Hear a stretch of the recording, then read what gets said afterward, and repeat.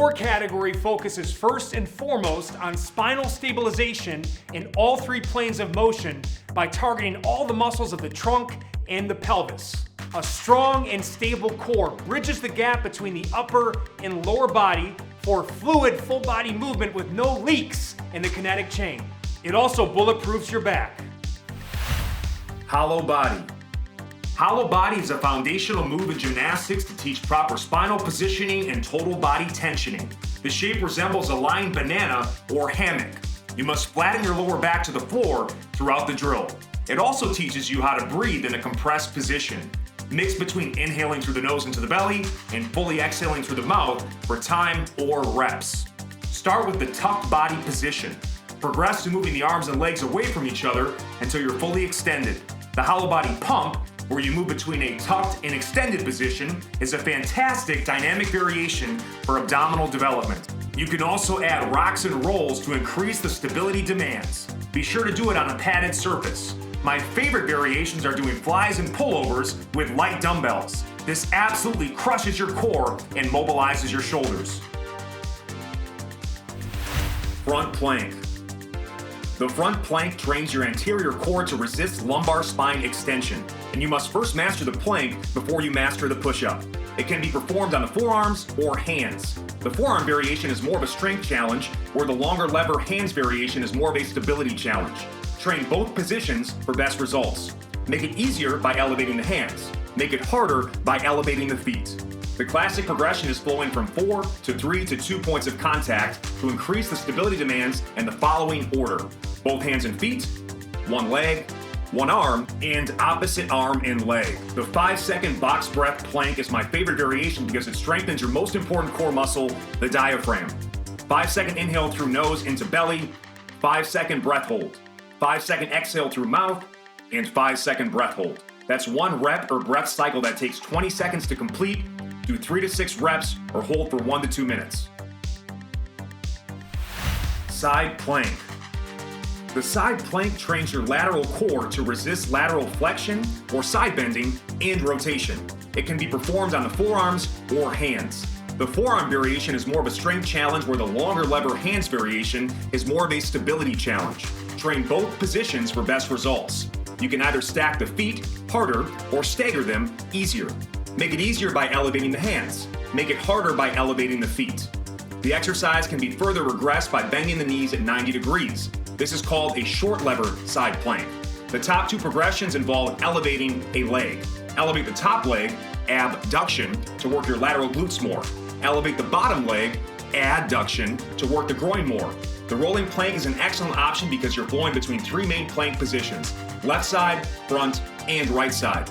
My favorite variation is the side plank to push-up transfer because you change levels and move in all 3 planes of motion. Back plank. The back plank or bridge trains your posterior core to resist flexion.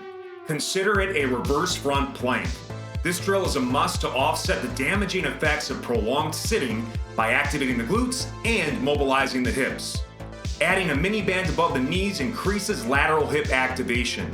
The proper bridging progression is as follows: knees bent, lying on back, knees bent on hands, legs straight on hands, and legs straight on forearms. You can add marches to any variation to strengthen imbalances between sides and increase hip flexor activation. My favorite variation is the glute ham walkout, where you start with your knees bent and slowly walk your feet out until your legs are fully extended, and then return to the starting position. Try this for 2 minutes for one of the best equipment-free glute and hamstring workouts in the game. You can even add marches to this. Crawls. Quadruped movement sets the stage for sound bipedal movement. That's why you must first learn to crawl before you can walk. The bear crawl works the anterior chain or the front side of your body. Think of it as a moving plank. The crab crawl works the posterior chain or back side of your body. Think of it as a moving bridge. First, position your hands under your shoulders and your knees under your hips. Then sync up the movement of the opposing arm and leg and mix between an inhale through the nose and exhale through the mouth every step. You can perform both types of crawls from a high and low position. Mix between linear and lateral movement for best results. My favorite variation is the bear to crab roll, which allows you to fluidly flow between both shapes for a three-dimensional mobility and stability challenge. You can also play with arm and leg reaches to spice them up. One of my favorite starters or finishers is 5 to 10 minutes of continuous crawls, resting only as needed. Overhead sit-ups. You don't have to do sit-ups to get abs or be fit, but it's also not the worst exercise either. Stop doing sit-ups like this. The key is focusing on moving upwards instead of going forwards. Sit tall. This way your hips and shoulders drive the movement instead of your spine. This exercise is also best performed at slower speeds, especially on the eccentric or lowering phase. Take 3 to 5 seconds going down for best results. Start with your body weight or a light med ball. Exhale through the mouth going up, inhale through the nose going down. Then hold a dumbbell in one hand to strengthen imbalances between sides and increase the stability demands. Hold a dumbbell in both hands for more of a strength-building stimulus. My favorite variation is a double press sit-up, where you do 2 floor presses, sit up, and then do 1 overhead press. Repeat this complex for time. This is one of the best arms, abs, and shoulders workouts you'll ever do. Finally, the sit-up get-up, where you move from the ground to stand and back, is also the ultimate full-body abs exercise. Reverse crunches. The reverse crunch targets your hip flexors and lower abs. I highly recommend squeezing a foam roller or padded med ball between your legs to increase pelvic floor activation.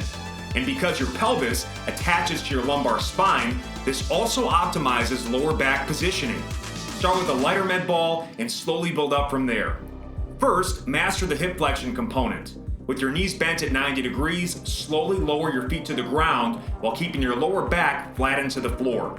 Then add a posterior pelvic tilt to the top to get after those lower abs. Lift your hips off the ground as if pouring a glass of water towards your head. Press your arms underground for maximum stability. You can also grab onto heavy weights placed behind your head. This will improve your leverage and allow for a more sustained muscular contraction. You must use a slow and controlled tempo for best results. Abs Wheel Rollouts. The Abs Wheel is one of the few fitness infomercial products that actually works. First, lock your legs together to increase midline tensioning and spinal stability. Squeeze a med ball or foam roller for best results. Then, keeping your arms completely straight, slowly roll out as far as you can for 3 to 5 seconds without hyperextending your lower back. Smoothly inhale through your nose into your belly to stabilize your spine. Gradually increase the range of motion until you're fully extended with your nose touching the floor. Fully exhale through your mouth to pull yourself back to the starting position. My favorite variation is adding band tension to light up your lats as you roll back to the starting position. I recommend sets of 5 to 10 reps with flawless form. Or try 1 to 2 minute work periods and focus on time under tension. No abs wheel? Modify with workout or furniture sliders, which increase the stabilization demands by working each arm independently. You can also do equipment-free push-up walkouts, which have added hip mobility benefits. Chops and twists. It's critical to first train your core on the floor to build a rock-solid foundation. But arguably, the best core training is done on your feet. Chops and twists teach you how to pivot your feet and rotate your hips while stabilizing your spine. This is one of the most important movement patterns for overall athleticism. The chop is done in a diagonal manner from low to high. Be sure to sit down into each rep so that your shoulders are always higher than your hips.